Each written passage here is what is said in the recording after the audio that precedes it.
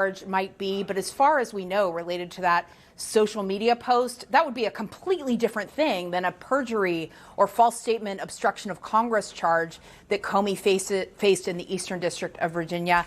Casey, the one thing I will say, though, is that you're very likely to see, as this case moves forward, some of the same arguments Comey was making in that previous indictment where he won the dismissal.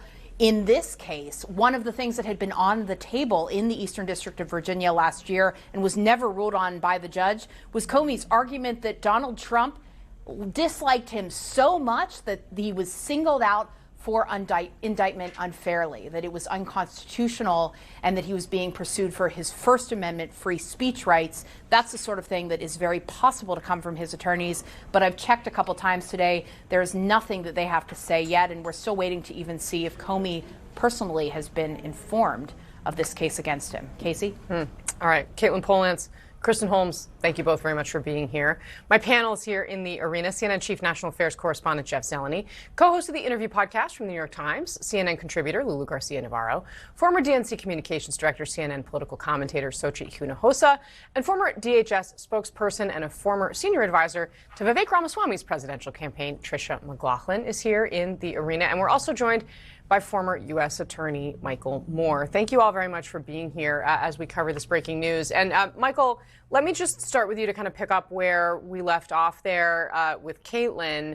Can you kind of help us understand what the dynamics might be at play here? And I think it's worth just noting that, you know, the president back in September of last year specifically called for people to be prosecuted, called on Pam Bondi, the then Attorney General, and he said, what about Comey, Adam Shifty Schiff, Letitia, and called them all guilty as hell. Yeah, well, I'm glad to be with you. This is one of the most ridiculous things I've seen out of the Department of Justice in a long time. This is not prosecution.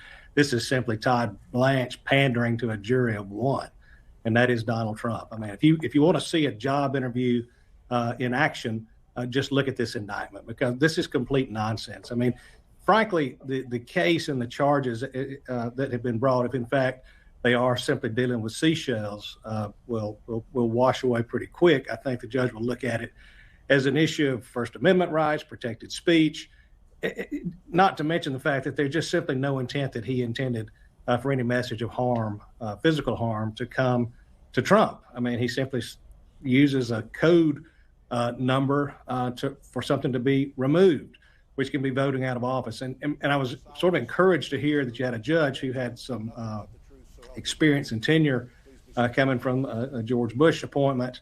And I think that will make pretty short work of this. There'll be great arguments as it relates from the defense to selective prosecution, vindictive prosecution, targeted prosecution that were made in the prior case.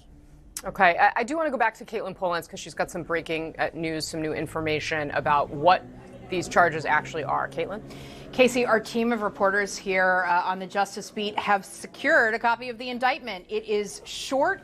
It is 3 pages long. It's approved by a grand jury. It's signed by a line prosecutor in the Eastern District of Virginia, or of North Carolina. And there are 2 counts against James Comey, both relating to that Instagram post depicting seashells arranged in a pattern to spell out 8647. The 2 counts, one is threatening the president. That's the first one. And the second one is a threat of interstate communication, so transmitting something across state lines that could be perceived as a threat.